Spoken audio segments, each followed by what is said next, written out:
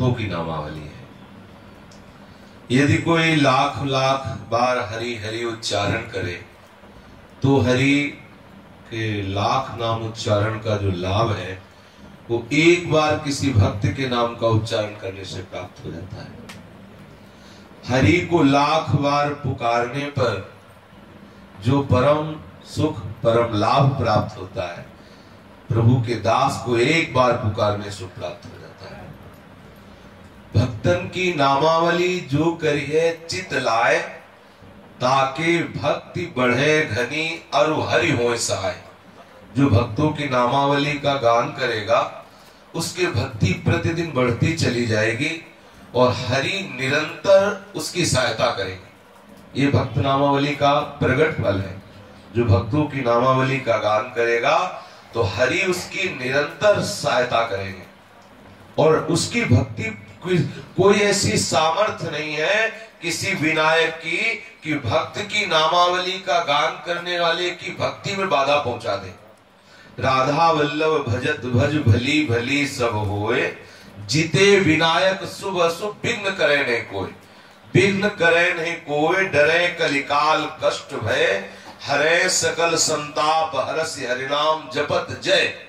श्री वृंदावन नित्य केली कल करत अगाधा, हित हरिवंश किशोर भजत भज श्री हरि राधा।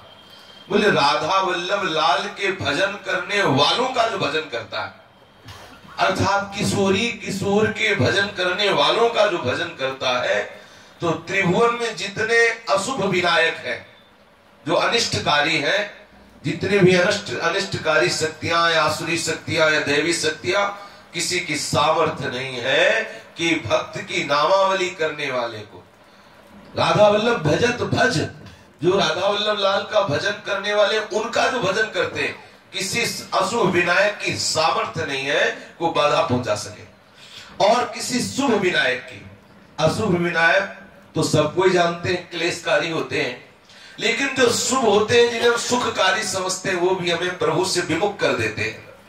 हमारे परम सुख सच्चिदानंद में श्री हरि के चरणारविंद के आश्रय से विमुख कर देते हैं जो शुभ विनायक होते हैं। तो जो भक्तों का आश्रय लेता है, भक्तों का नाम कीर्तन करता है, भक्तों की नामावली का गायन श्रवण करता है, तो अशुभ विनायक तो समीप आ नहीं सकते और शुभ विनायक अपना कोई ऐसा प्रभाव नहीं दिखा सकता जिससे भक्त के आश्रय लेने वाले का चित्त प्रभु से विमुख हो जाए। और सबसे बड़ी महिमा की बात की युग है कलयुग। कलयुग का कोई भी कुचक्र उस भक्त के ऊपर अपना प्रभाव नहीं डाल सकता जो भक्त नामावली का गान करता है। और महामहिमा की बात, उसे श्री वृंदावन का वास प्राप्त हो जाएगा जो इन भक्तों का नाम कीर्तन करेगा। और महामहिमा की बात, तीनों तापों का नाश हो जाएगा। त्रिविध ताप नाशय सकल सब सुख संपत्ति हो। सब सुख संपत्ति होय होय हरिवंश चरण रति, होय विषय विषनाश, होय वृंदावन बस गति, होय सुदृढ़ सत्संग, होय रस रीति अगाधा, होय सुजस जग प्रगट, होय पद प्रीति सुराधा। जो भक्तों की नामावली का गायन करेगा तीनों तापों का नाश हो जाएगा। जो भक्तों की नामावली का गायन करेगा आचार्य चरणों से बहुत प्यार करेंगे, आचार्य के चरणों में अपार रति हो जाएगी।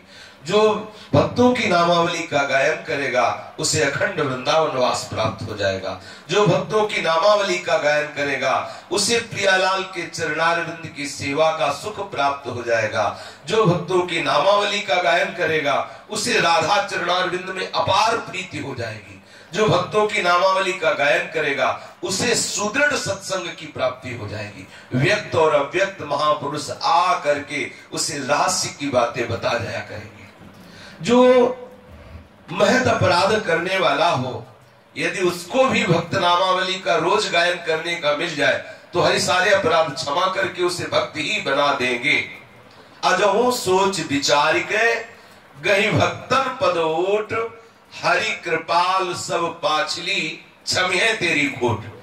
जो ही कोई भक्त नामावली का गायन करता है, भक्तों का आश्रय लेता है, तो जितना भी अपराध किए हुए हो हरि सब अपराधों को क्षमा कर देते हैं कि ये मेरे भक्त का सेवक है, ये मेरे भक्त का सुमिरन करने वाला है, ये मेरे भक्त का आश्रय लेने वाला है।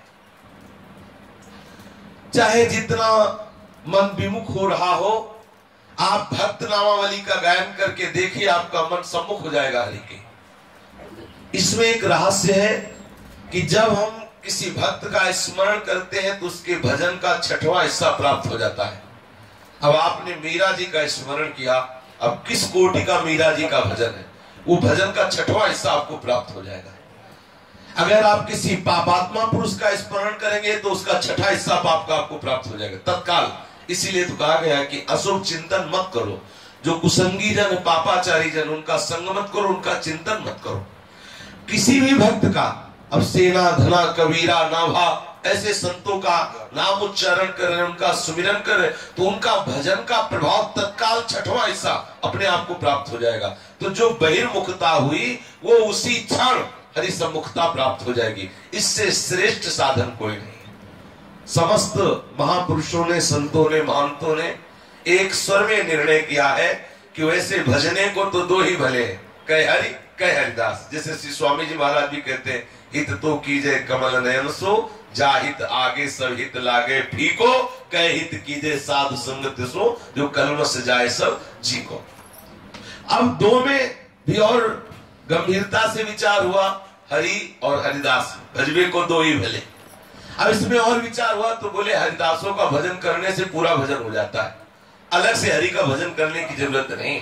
हरिदासों की यदि अर्चना वंदना सेवन हो गया, उनका नाम कीर्तन, उनके सामीप्यता का हमें अनुभव हो गया, तो हरि की उपासना अपने आप हो जाती है।